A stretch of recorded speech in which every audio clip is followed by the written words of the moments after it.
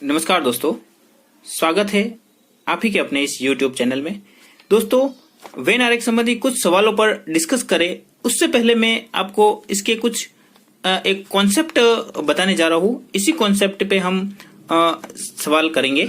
देखिए, मान लेते हैं ये मैंने लिखा भारत, ठीक है। इसके बाद मैंने लिखा राजस्थान, ठीक है। फिर मैंने लिखा जयपुर। अब ये तीनों है भारत। भारत के अंदर क्या है? राजस्थान। भारत के अंदर है राजस्थान, ठीक है। और राजस्थान के अंदर जयपुर है।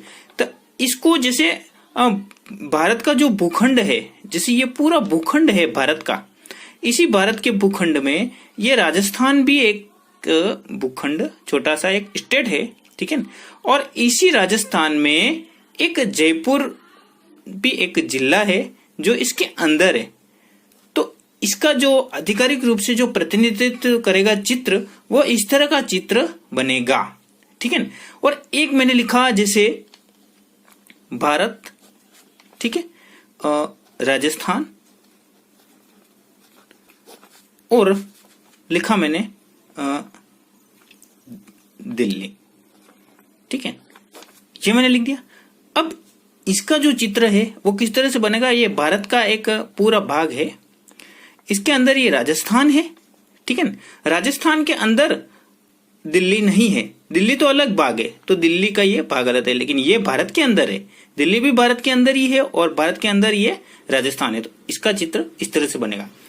मान लेते ये भारत, ये मैंने लिखा पाकिस्तान, और मैंने लिखा ये कराची, ठीक है। अब इसका चित्र हम किस तरह से बनाएंगे? ये तो हो गया भारत का भूखंड, ठीक है। अब भारत के अंदर पाकिस्तान नहीं है, पाकिस्तान तो एक अलग देश है ना, तो ये पाकिस्तान, ठीक है। और कराची लिखेंगे हम इसके अंदर। इसका चित्र इस तरह से बनेगा, ये चित्र इस तरह से बनेगा। मतलब ये कॉन्सेप्ट है वेन आरेख संबंधी सवालों को हल करने का, इस तरह से। जो मैं आगे आपको ये सवाल कुछ बताने जा रहा हूं, यही कॉन्सेप्ट पे ये सवाल होंगे, ठीक है ना। तो कुछ महत्वपूर्ण सवालों पर मैं डिस्कस करने जा रहा हूं इस वीडियो में। आप इस वीडियो को अंत तक देखना। बहुत ही महत्वपूर्ण और पिछली परीक्षाओं में आए हुए क्वेश्चन पर मैं डिस्कस करने जा रहा हूं, और ये जो सवाल है इससे आपको बहुत कुछ सीखने को मिलेगा। दोस्तों, वेन आरेख की इस कड़ी के दूसरे भाग में मैं कुछ और महत्वपूर्ण सवालों को लेकर आया हूँ जो पिछली परीक्षाओं में आए हुए हैं। बड़ी बड़ी परीक्षाओं में आए हुए हैं ऐसे सवालों को मैं लेके आया हूँ, जो आईएएस है, रेलवे है, एसएससी है, कांस्टेबल, पटवारी और सभी तरह की परीक्षाओं में इस प्रकार के सवाल पूछे जाते हैं। तो यहाँ पे देखिए, ये कुछ इस तरह के सवाल मैं लेके आया हूँ। ये पहला सवाल शुरू करते। नीचे दिए गए चित्रों ए, बी, सी, डी और ई, मतलब ये 5 ऑप्शन इसमें दे रखे हैं। देखिए, ये 5 ऑप्शन दे रखे हैं। तो ये जो चित्र दे रखे हैं, सवाल एक बार फिर पढ़ लेते हैं। नीचे दिए गए चित्रों ए, बी, सी, डी और ई में से एक ऐसा चित्र चुनो जो तीनों संबंध भाषा, हिंदी तथा अंग्रेजी का आधिकारिक रूप में प्रतिनिधित्व करता हो। बहुत ही महत्वपूर्ण सवाल है। देखिए, जो भाषा है, यहाँ पे भाषा, हिंदी तथा अंग्रेजी दे रखा है। सबसे पहले हमको ये देखना है कि शुरुआत में जो शब्द दे रखा है भाषा, उसके आगे के जो 2 शब्द दे रखे उसका उससे किस तरह से संबंध है।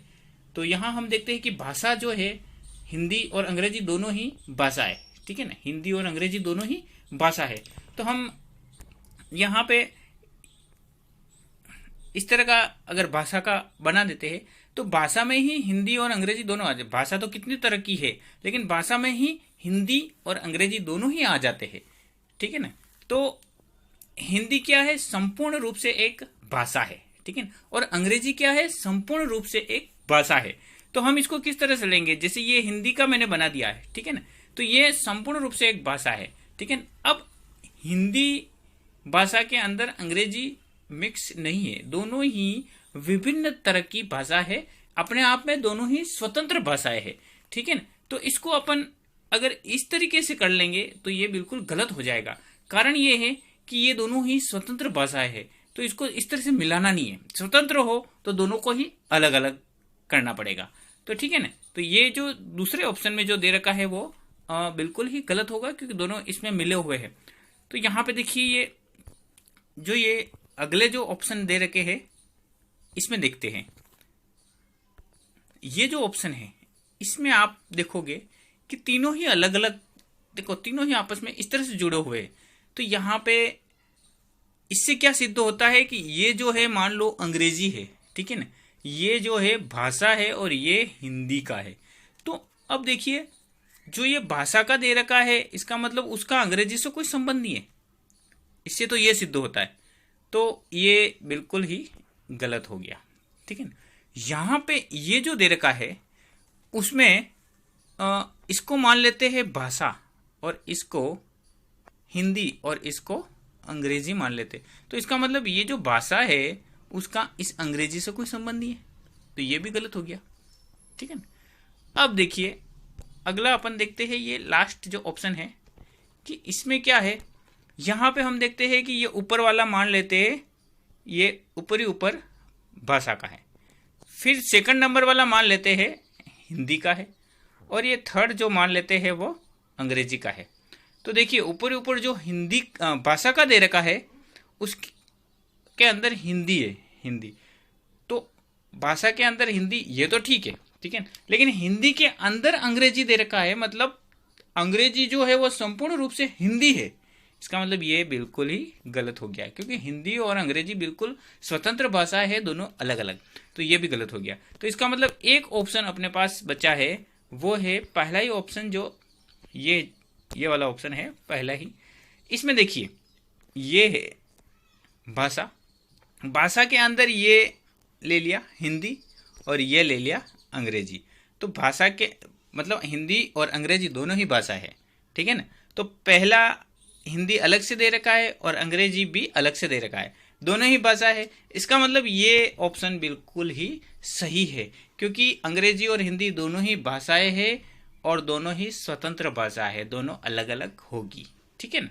इस प्रकार से ये बिल्कुल सही होगा, ठीक है ना। आगे बढ़ते हैं। अब आगे सवाल देखते हैं। जलेबी, मिठाई एवं खाने योग्य वस्तुओं। देखिए जलेबी, मिठाई और खाने योग्य वस्तुओं को आधिकारिक रूप में प्रतिनिधित्व करने वाला कौन सा चित्र है। हमारे सामने जो ये अभी दो ए और बी में दिख रहे हैं उस पे अपन विचार करते हैं। ये पहला है जैसे, तो यहाँ पे देखिए ये जलेबी, ठीक है, जलेबी मिठाई। तो जलेबी क्या है, मिठाई है। अगर मिठाई का हम इस तरह से गोला करते हैं तो जलेबी उसमें इस तरह से आ जाएगी, ठीक है ना। मिठाइयाँ कई तरह की होती है, लेकिन जलेबी जो है वो पूरी तरह से मिठाई है, इसलिए मिठाई ये वाला है और जलेबी ये वाला है। अब हम तीसरा है खाने योग्य वस्तु। तो अब देखिए खाने योग्य वस्तु, तो मिठाई क्या होती है, खाने योग्य वस्तु ही होती है, और जलेबी क्या होती है, वो भी खाने योग्य वस्तु होती है। तो अब यहाँ पे देखिए अगर हम इसको अलग तरीके से कर लेंगे तो ये बिल्कुल गलत हो जाएगा। क्यों, क्योंकि जलेबी क्या खाने योग्य वस्तु नहीं है, तो इसलिए दोनों को स्वतंत्र रूप से नहीं कर सकते, ठीक है ना।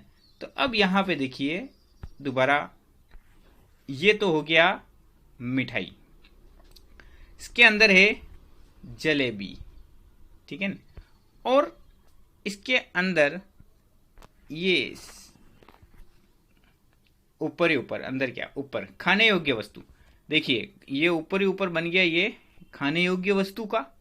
खाने योग्य वस्तु क्या क्या, खाने योग्य वस्तु बहुत सारी है, लेकिन उसमें एक मिठाई भी है खाने योग्य वस्तु, ठीक है ना। अब मिठाइयाँ बहुत तरह की है, लेकिन एक जलेबी भी उसमें एक है मिठाइयों में। तो इस तरह से जो चित्र जिसमें बना हुआ है बिल्कुल सही होगा। तो अब देखिए कौन सा चित्र इसका प्रतिनिधित्व कर रहा है।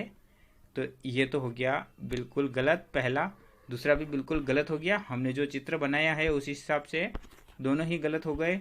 तीसरा ऑप्शन देखते हैं, ये तीसरा जो दिख रहा है, देखिए ये तीसरा इस तरह से ही बनाया है, ये बिल्कुल सही है, ठीक है ना। ये चौथा गलत है और ये पांचवा हमको जो दिख रहा है वो भी गलत है। चित्र इस तरह से बनेगा, ठीक है ना। खाने योग्य वस्तु, और खाने योग्य वस्तु बहुत सारी होती है, लेकिन खाने योग्य वस्तु में मिठाई भी होती है, तो अंदर गोला बना दिया, गोले के अंदर गोला। फिर मिठाइयाँ बहुत तरह की होती है, लेकिन जलेबी भी एक मिठाई है, तो अंदर एक और गोला हो गया। इस तरह से सी ऑप्शन बिल्कुल सही होगा। बढ़ते हैं आगे। चलिए, ये जो सवाल है अभी मैं बताने जा रहा हूं, उस सवाल का आंसर आपको ही देना है। इसका आंसर मैं अगले वीडियो में बताऊंगा। कौन सा सवाल है ये देखिए। विदुर पुरुष एवं धूम्रपान के शौकीन को आधिकारिक रूप में प्रतिनिधित्व करने वाला कौन सा चित्र है? देखिए ऑप्शन वापस मैं पढ़ लेता हूं। विदुर 3 है, विदुर पुरुष और धूम्रपान के शौकीन को आधिकारिक रूप में प्रतिनिधित्व करने वाला कौन सा चित्र है? तो इसमें अब देखते हैं पहला ये ऑप्शन। देखिए ये 3 अलग अलग गोले इस तरह से दे रखे हैं, ये पहला ही। दूसरे में इस तरह से दे रखा है, तीसरे में इस तरह से दे रखा है, चौथे में इस तरह से। ध्यान से देख लेना ये, और स्क्रीनशॉट ले लेना इसका, ठीक है। चलिए अगला, और एक और 5वां ऑप्शन और है इसमें, ये इसका भी स्क्रीनशॉट ले लेना आप, और आप इसका उत्तर कमेंट बॉक्स में लिख के बताना कि कौन सा उत्तर सही है, ठीक है ना। ये पिछली परीक्षाओं में आया हुआ क्वेश्चन है, ठीक है ना। और प्रश्न एक बार और मैं पढ़ लेता हूं। विदुर पुरुष एवं धूम्रपान के शौकीन को आधिकारिक रूप में प्रतिनिधित्व करने वाला कौन सा चित्र है? अगले वीडियो में मैं पहला प्रश्न यही इसी बारे में मैं डिस्कस करूंगा, ठीक है ना। तो इसका उत्तर आप कमेंट बॉक्स में लिख देना, ठीक है। चलिए अगला सवाल। चलिए, बहुत ही महत्वपूर्ण सवाल IAS 1983 में आ चुका है, और बहुत बार आया हुआ है ये क्वेश्चन, ठीक है। उसके बाद भी बहुत ही बार आया हुआ है क्वेश्चन, मैंने ढूंढ के निकाला है। बहुत ही इंपॉर्टेंट क्वेश्चन है। कुछ जंतु ऐसे हैं जो केवल पानी में रहते हैं, कुछ जंतु ऐसे हैं जो केवल पानी में रहते हैं, कुछ केवल जमीन पर। तो निम्नलिखित चित्रों में से मेंढक की स्थिति दर्शाता है। तो मेंढक की स्थिति कौन दर्शाता है? सबसे पहले हम यहां पे देखिए, जब हम एक गोले के अंदर कोई गोला करते हैं, तो इसका मतलब यह होता है कि ये जो वस्तु है उसमें ये वाली जो है वो संपूर्ण है। मतलब मान लेते जैसे हमने पहले किया था ना, खाने योग्य वस्तु है, तो उसमें जो मिठाई है वो खाने योग्य वस्तु है, लेकिन अन्य चीजें भी है जो खाने योग्य है, वो ये यहाँ पे इस स्थान पे आ सकती है, ठीक है ना। बहुत सारी खाने की वस्तु जो इस स्थान पे जो शेष रह गया है वो स्थान पे आ सकती है। अब इसमें जो ऑप्शन दे रखे हैं, उन ऑप्शन पे हम विचार करते हैं कि यहाँ पे देखिए ये जो चित्र है, और इसमें ये ऊपर जो गोला दे रखा है, इसका मतलब ये होता है, मान लेते अगर इसको मेंढक मान ले, ठीक है ना, तो उसके अंदर जो 2 गोले दे रखे हैं वो एक तो जमीन पर रहने वाले और एक पानी में रहने वाले।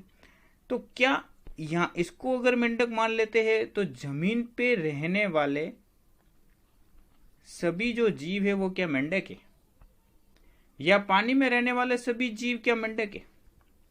तो इस स्थिति से तो ये बिल्कुल गलत हो जाएगा। दूसरी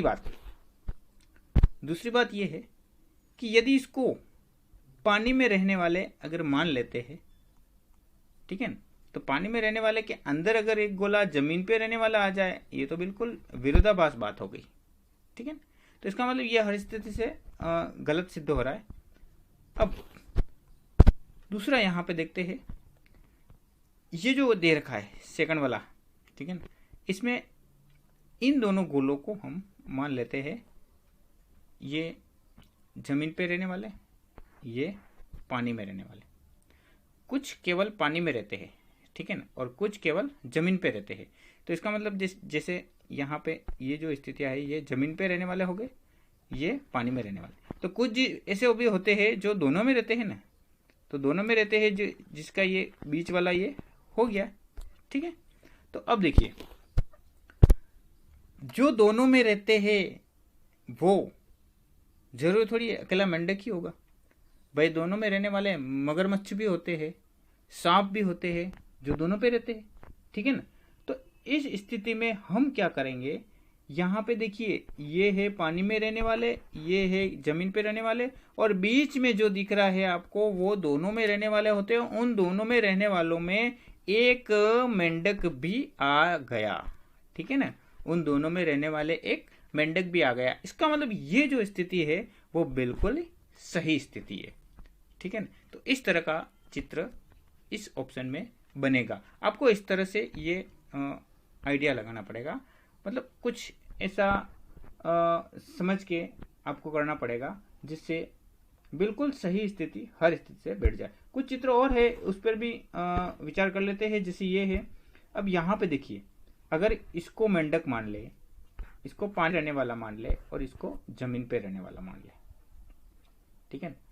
तो मेंढक में ये जो बीच वाला जो भाग है ना, बीच वाला जो आ गया, अब मेंढक में बीच वाला भाग ऐसे है, तो कुछ मेंढक क्या ऐसे हो सकते हैं जो कहीं पे भी नहीं रहते हो, न तो पानी में न जमीन पर, ऐसे नहीं। सभी मेंढक पानी में भी रहते हैं और जमीन पे भी रहते हैं, तो वहां पे यही स्थिति सही बैठ रही है। ये भी गलत हो गया। अब यहाँ पे चौथे ऑप्शन में भी विचार करते हैं।